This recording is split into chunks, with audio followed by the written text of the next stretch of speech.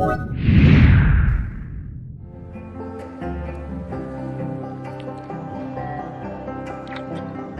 everyone, it's Alessandro here, and we are wrapping up the best and the worst of Sony's press conference, which just wrapped up here in LA. A very strange conference if you've been a fan of Sony's presentations for the past 3 or so years. They've been very tight-knit, very high-energy conferences taking place in a beautiful theater. This time, the audience was shifting gears, like kind of at the beginning of the conference. They were in a church chapel, and we got our first look at The Last of Us 2. It looks absolutely gorgeous. I really like the kind of emotion they're giving Ellie and the kind of visceral, violent combat that is accompanying her journey through this sequel.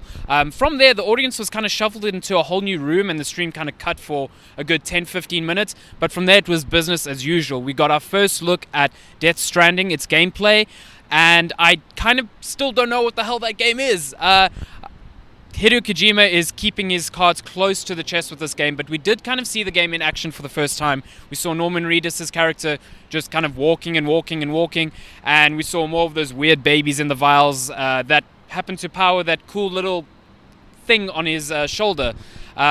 There's also some stealth gameplay, which means that you're probably going to be pretty happy with this game if you're a fan of the Metal Gear series, but I still don't know what the hell Death Stranding is, and maybe that's good, and maybe that's, kind of different as opposed to what we always see at E3, but maybe the vagueness kind of needs to stop now. I'd like to see more. We also got a good look at Spider-Man in action. Spider-Man in the trailer took on the Raft, the famous kind of super jail in the Marvel Universe, and there we got to see a whole host of new villains. We saw the Rhino, Scorpion, Electro, a whole bunch of new villains, and a nice little cliffhanger to end the conference on. It followed on with a whole bunch of new gameplay, which looks absolutely spectacular, and you don't have to wait long for that because that's coming in September, obviously. We also got a good look at Sucker Punch's Ghost of Tsushima. It was announced late last year, and it's set in feudal Japan, and man, it's one of the most visually stunning games I've seen on a Sony stage thus far. It looks absolutely stunning.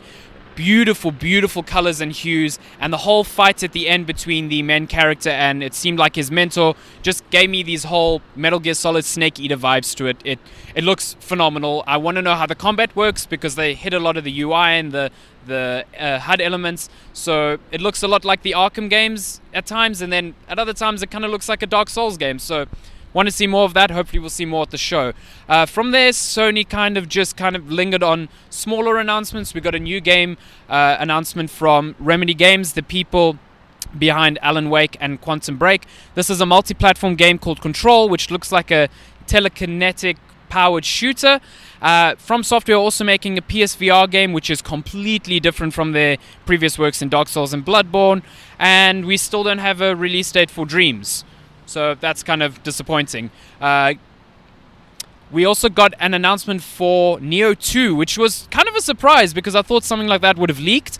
But considering how well the first game was received, I think everyone who loved the hard as nails samurai combat in that game is going to be pleased with the sequel. The one thing that was missing from Sony's conference was release dates. There was basically nothing in terms of release dates aside from Spider-Man coming out in September and the re-reveal of Resident Evil Remake 2, which is coming this January. Ghost of Tsushima, Death Stranding, and The Last of Us didn't even have vague release windows, which is kind of disappointing in a way, but maybe Sony's kind of learned in the past not to slap on release dates and then have them delayed over and over again. A weird showing from Sony considering they've hit it out the park for the past 3 years, but with the kind of games they have in their catalog, they can afford to have a misstep here and there. I'm very excited to see more of their games at the show, and we'll be bringing everything to you later this week.